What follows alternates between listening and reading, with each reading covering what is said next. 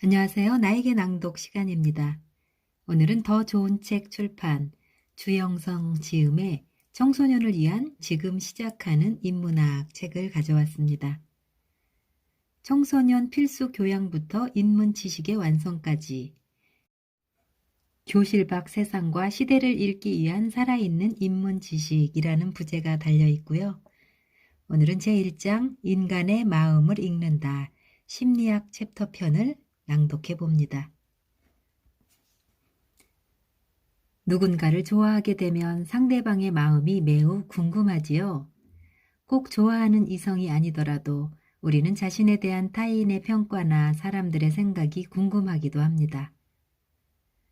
그래서 많은 이들이 사람의 마음을 읽을 수 있다면 참 좋겠다는 생각을 하고 있지요. 이처럼 인류가 생긴 이래 사람의 마음은 언제 어디서나 관심의 대상이 되었답니다. 하지만 그 마음을 본격적으로 연구 대상으로 삼기 시작한 것은 그리 오래되지 않았답니다. 과학적 성과들이 일어나고 그 흐름 속에서 마음도 과학적으로 또는 객관적으로 연구하려는 움직임이 일어났던 것이지요. 이것이 심리학입니다. 그런데 많은 사람들이 심리학 하면 마음을 읽는 것으로만 생각하고 독심술이나 상대방 조종술 정도로 생각하기 쉽습니다. 하지만 심리학은 마음의 작동 원리를 밝히고 그것을 응용하거나 치료에 적용하는 것이지 신묘한 술수 같은 것과는 거리가 멀답니다. 오히려 어떻게 하면 좀 더 과학적이고 객관적으로 우리가 알지 못하는 더 깊은 심리를 파헤칠 것인가에 대해 치열하고 냉정하게 고민해온 탐구 분야라고 할 수 있지요. 그렇기 때문에 여기서도 심리학에 얼마나 쪽집게 같은 연구 결과들이 있는지, 얼마나 놀라운 심리학 방법들이 있는지를 소개하지는 않겠습니다. 오히려 그동안 심리학이 어떻게 인간의 마음을 설득력 있게 설명하려고 노력해왔는지, 어떤 다양한 노력을 통해 객관성과 과학성을 확보하려 했는지, 그리고 지금은 어떻게 그 설득력을 획득해내고 있는지를 소개해보고자 합니다. 왜냐하면 바로 그것이 인류가 만들어온 엄격한 지식의 역사이고 심리학의 역사이기 때문입니다. 마음을 탐구하는 다양한 접근들. 사람의 마음을 알고자 떠나는 모험, 심리학. 하지만 마음은 보이지 않고 들을 수도 없습니다. 심지어 누군가 마음에 대한 그럴싸한 이론을 내놓는다고 해도 그것이 그 사람 자신만의 마음인지 모든 사람에게 통용된 공통된 마음인지 밝히는 것도 그리 만만해 보이지 않습니다. 그래서일까요? 사람의 마음을 알고 싶은 것이야말로 가장 오래된 궁금증일 텐데도 심리학을 본격적으로 연구한 시간은 그리 길어 보이지 않습니다. 고작해야 한때 철학의 방대한 연구 목록 중 일부분에서 이야기되어 왔으며 19세기에 이르러서야 하나의 과학으로 마음을 독립적으로 연구하려는 움직임이 일어났답니다. 여러분이라면 마음을 알아보려고 할 때 무엇부터 하겠습니까? 아주 오래전으로 거슬러 가보면 에피쿠로스 학파에서도 쾌락을 내세우며 마음의 쾌락과 고통에 대해 다루었다고 할 수 있지요. 하지만 그들이 다룬 쾌락은 그것이 어떻게 형성되고 작용하는 것과 같은 원리에 대한 질문이라기보다 쾌락이란 어떤 상태인가와 같은 개념 정의와 그 철학적 의무를 묻는 것들이었습니다. 이후 데카르트는 마음도 분명한 실제이기 때문에 육체와 별개로 자기 성찰에 의해 연구되어야 한다고 말하기도 했습니다. 하지만 여전히 철학적 범위를 벗어나지는 않았지요. 그러다가 뉴턴의 시대로 접어들면서 과학에 대한 신뢰가 높아지자 다양한 분야를 과학적으로 다루려는 시도들이 일어났습니다. 이때 요한 헤르바르트가 마음도 경험적으로 연구되어야 한다고 피력하면서 심리학도 철학, 생리학과는 다른 독립적인 학문으로 연구하려는 움직임이 일기 시작했습니다. 하지만 정작 그는 이렇다 할 연구 방법도 그에 따른 성과도 내놓지 못했습니다. 오히려 그의 주장에 가장 멋지게 부응하며 등장한 사람은 오늘날 심리학의 아버지로 불리는 빌레흠 분트였지요.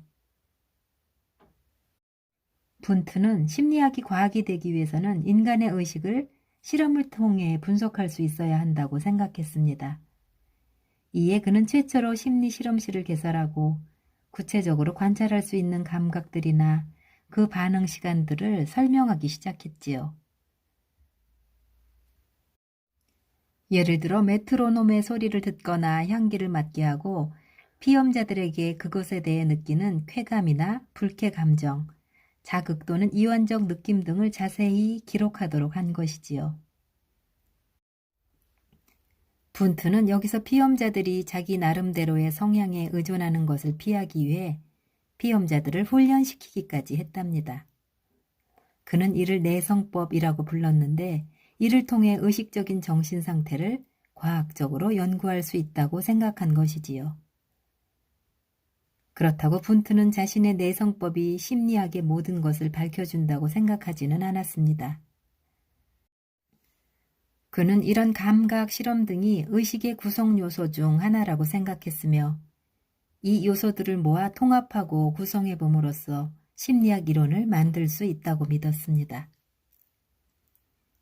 물질이 원소로 구성되어 있듯이 인간의 정신 또한 어떤 요소들로 구성되어 있었다고 보았던 것이지요. 그래서 그의 심리학을 구성주의 심리학이라고 부른답니다.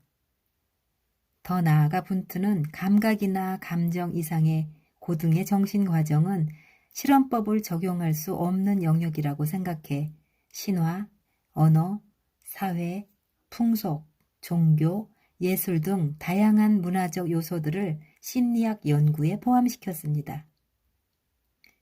이는 이후 문화심리학과 사회심리학으로 발전하게 되었지요. 분트의 이런 경험적 접근과 이론화의 노력은 과학적인 심리학으로 인정받기 시작했으며 이후 그의 실험실에서 공부한 많은 제자들이 학계로 나아가 활약함으로써 심리학의 기반을 마련할 수 있었지요. 한편 분트가 내세운 내성법은 아무리 철저히 한다 해도 한 개인의 판단을 벗어나 객관성을 갖기는 힘든 것이었습니다. 심지어 그가 탐구하고자 한 그 의식이라는 것은 실험하는 순간 정지해 있는 것도 아니랍니다. 한때 분트를 열렬히 지지했던 미국의 윌리엄 제임스는 이런 것들을 지적하며 기능주의 심리학을 내세웠습니다. 그는 눈으로 판단하기 힘든 의식의 내용이 아니라 사고 과정이나 행동이 우리가 적응하고 생존하는데 어떤 기능을 하는지를 연구해야 한다고 주장한 것이지요. 심리학 초기에는 이 두 심리학이 팽팽하게 맞서고 있었답니다. 심리학 연구가 진척되면서 다양한 입장의 심리학이 등장합니다.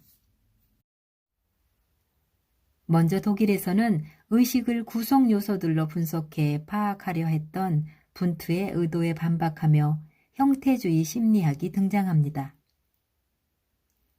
그들은 다양한 예를 통해 의식의 구성 요소들만으로는 의식이 파악될 수 없다는 것을 보여주려 했지요.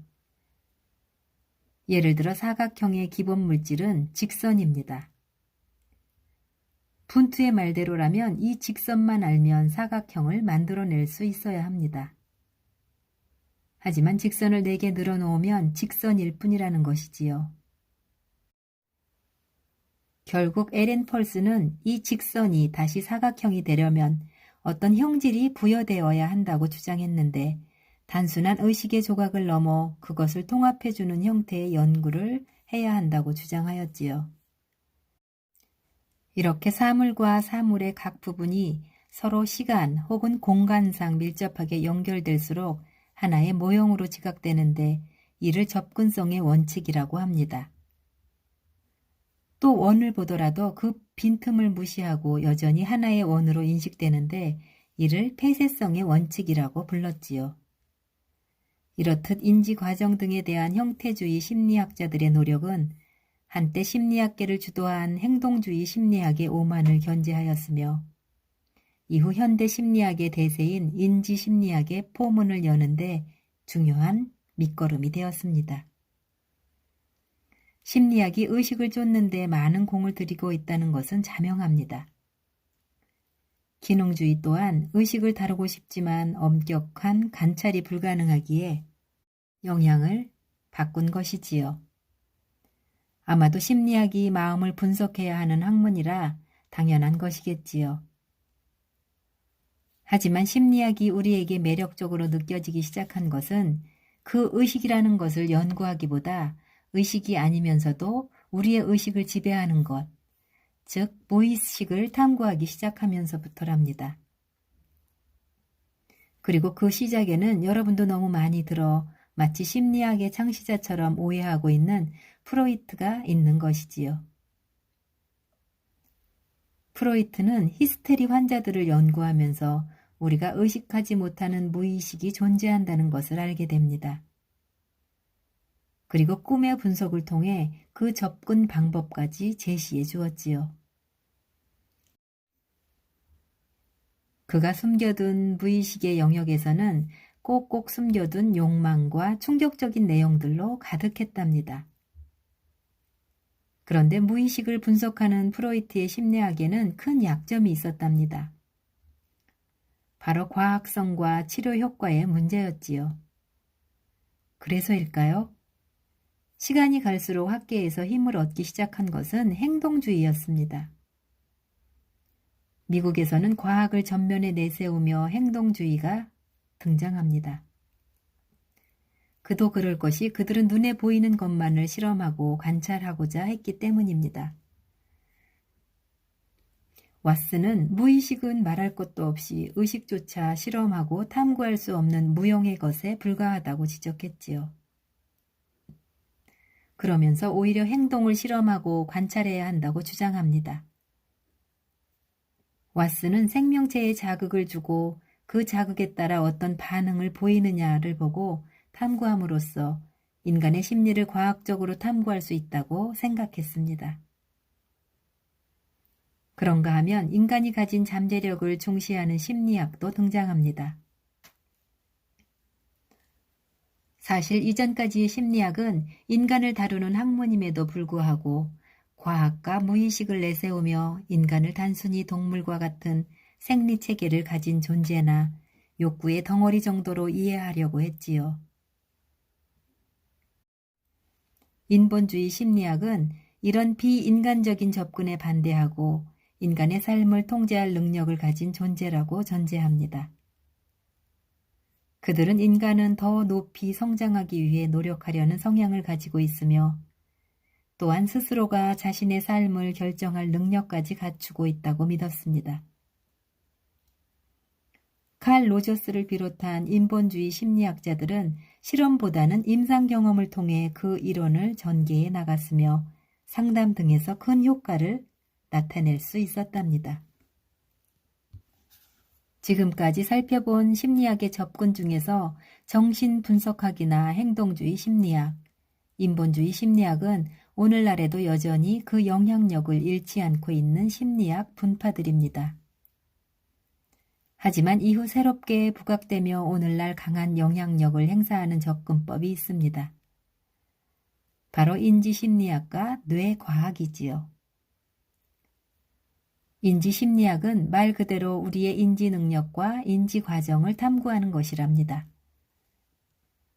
심리학이란 마음속, 즉 우리의 의식 속에 일어나는 것을 탐구하는 것이라는 점에서 다시 진정한 탐구 대상으로 돌아간 듯한 느낌도 듭니다.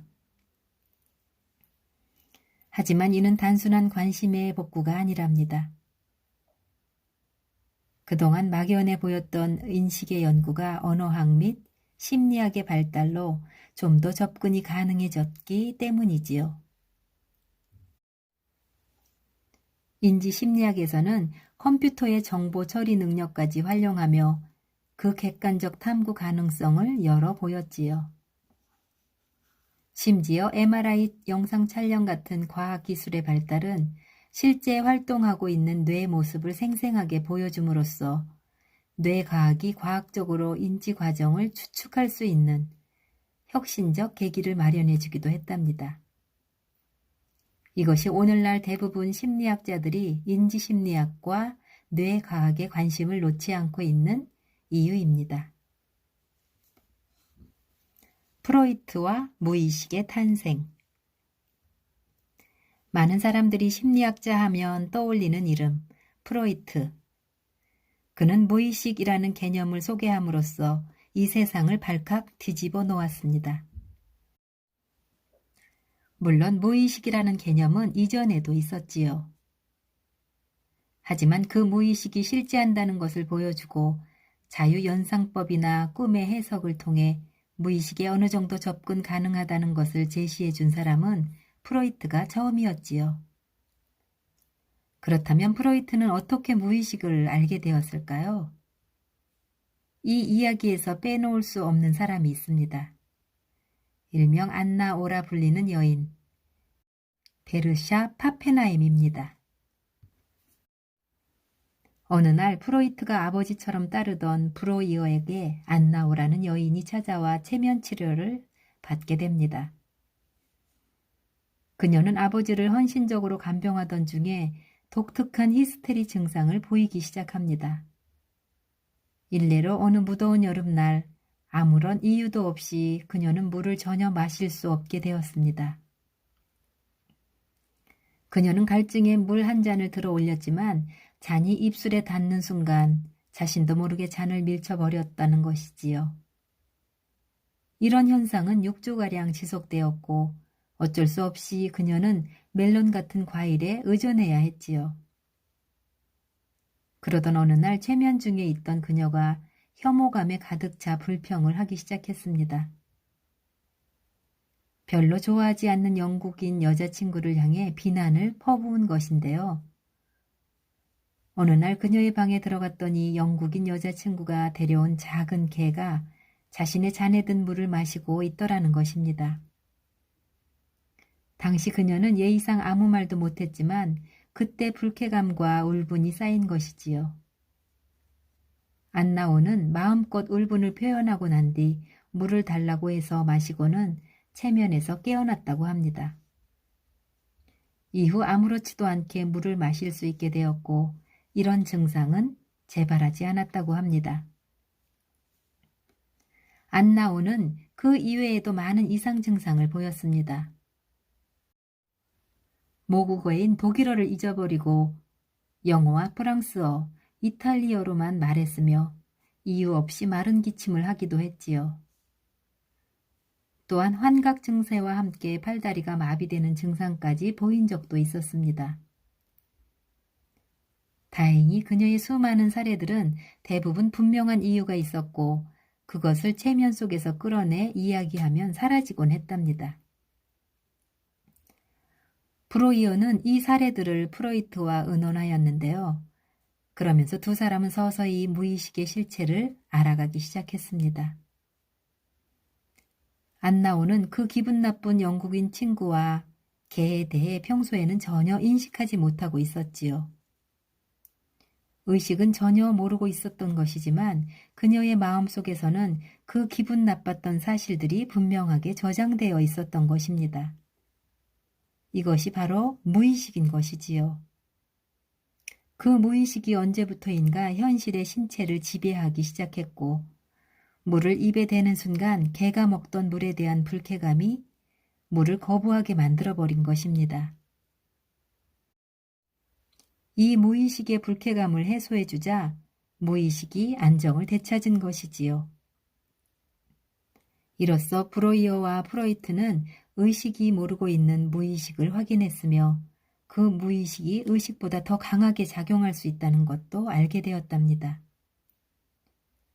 안나오의 사례들은 브로이어와 프로이트에게 행운과도 같은 것이었습니다. 많은 사람들의 사례에 비해 원인과 결과가 분명히 드러났기 때문입니다.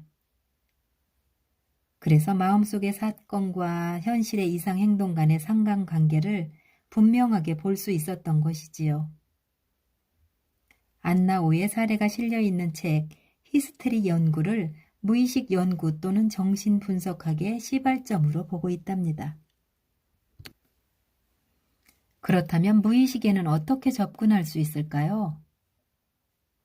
의식은 우리가 분명히 의식할 수 있습니다. 하지만 무의식은 말 그대로 의식할 수 없는 의식이지요. 그러므로 우리가 무의식을 의식할 수 있게 하려면 특정 방법이 필요할 수밖에 없답니다. 브로이어는 그 방법으로 당시 의학계에 풍미하던 최면술을 이용했습니다. 하지만 프로이트는 최면 치료에 서툴렀다고 합니다. 그래서 프로이트는 환자에게 최면을 걸지 않고 생각을 집중시켜 떠오르는 대로 말하게 하는 자유연상법을 고안해냈습니다. 그는 환자에게 아무렇게나 떠오르는 생각들을 계속해서 말하게 하고 그 과정에서 일어나는 심리적 저항 등을 추적해 숨겨진 무의식을 파악하고자 한 것입니다. 환자가 떠오르는 단어와 생각들을 스스럼 없이 열거해 나가다가 멈칫하거나 회피하고자 하는 부분에서 그는 심리적 저항을 찾아냈지요. 그리고 그것을 추적해 나가면서 무의식을 해석할 수 있게 되었답니다. 그는 이후 여러 환자들을 접하면서 빠르게 무의식에 대한 체계를 잡아나가기 시작했습니다.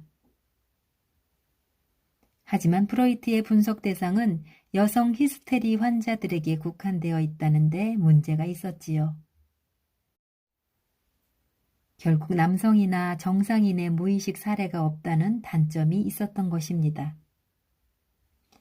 이에 프로이트는 급기야 정상인이면서 남성인 자기 자신을 스스로 심리 분석하게 됩니다. 그런데 자신이 스스로 의식하지 못하는 무의식을 분석한다는 것이 말이 될까요? 그래서 그가 스스로 분석하는 방법으로 이용한 것이 바로 꿈입니다. 그는 꿈의 분석이 무의식으로 가는 지름길이라고 역설하면서 그 사례를 담은 꿈의 해석을 내놓았지요.